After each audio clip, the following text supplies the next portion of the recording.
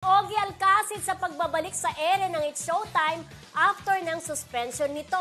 Mas maingat na nga ba sila sa mga jokes ngayon? At meron din pala nga silang collab ni Vong Navarro. Roll VTR. Medyo mas conscious siguro kami. Ang hirap kaya masuspend labing 2 araw.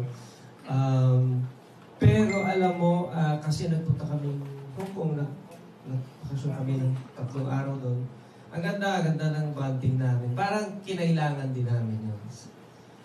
Sa isa't isa na magkaroon parang ng team building, no? Team building, hingahan. You know, kasi syempre pag nasa trabaho kami, hindi naman kami nakakapag-usap talaga ng matagal. Kaya minsan, even after work, kumakain kami sa labas para makapag-usap. Diba? And then, doon na nabubunga yung mga, yung mga jokes namin sa isa't isa. So it feels good to be back. During mga November na, no? So magpapasko na naman ulit. So, kayod lang, diba? Hindi kasi biro yung everyday ka talaga na-realize ko.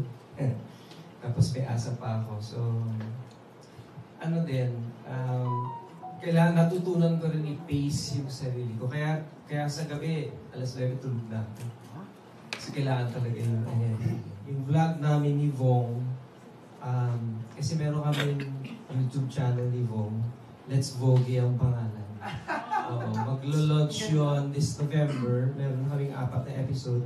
Sa December, gagawa namin ng reaction video yung mga ginawa namin sa Hong Kong. So that's also part of it. Kasi lagi namin pinagkukwentuhan ni Vong. Yung mga usap-usap namin sa dressing room, tawa lang kami tata. Hindi natin yung podcast to, yung YouTube. So natuloy na rin finally. So we shoot that in my house. Meron akong area doon, yung mga Voltes 5 ko, mga Star Wars. In-convert ko siya ng isang studio. Doon kami nag-shoot. So abangan niyo po yun. Let's go. Ayan. So, ang collaboration pala nila is parang vlog o podcast na tinatawag, di ba? Ayan. So, umami naman si Ogie Alcacid na parang na sila, magiging careful na sila dun sa mga jokes dahil hindi nga naman biro yung 12 days suspension, di ba? Pero parang minsan, sila sa pagiging komedyante ni Ogie, ni Vice Ganda, ni Bo, minsan parang hindi mo na alam na may nabibitawan ka kasi di ba? Pero ingat na nga, pero parang hindi sila magiging normal na ngayon. Parang kailangan nila parang punchline. Parang ingat na sila, baka mamaya masuspend na naman, di ba? Pero yun nga, komedyante sila. Siyempre, mahirap. Actually, yung kay Vice Ganda, tsaka kay Ayon, pang comedy lang talaga. Kaya lang, hindi swak sa pala sa FTRCB, kaya na-goodbye ang Showtime for 12 days, di ba? Pero ang nakakatawa, di ba? Kasi, di ba, yung nagkaroon ng, hindi na natin babanggitin kung ano yung bagong commercial ni Vice Ganda, di ba? May mga naglabasang issue na yung the way ng pagkain niya dun sa chicken, di ba? Baka ipatawag na naman siya ng MTRCB. Di ba? Actually, may mga taong netizen, baka ipatawag na naman si Vice sa ganyan.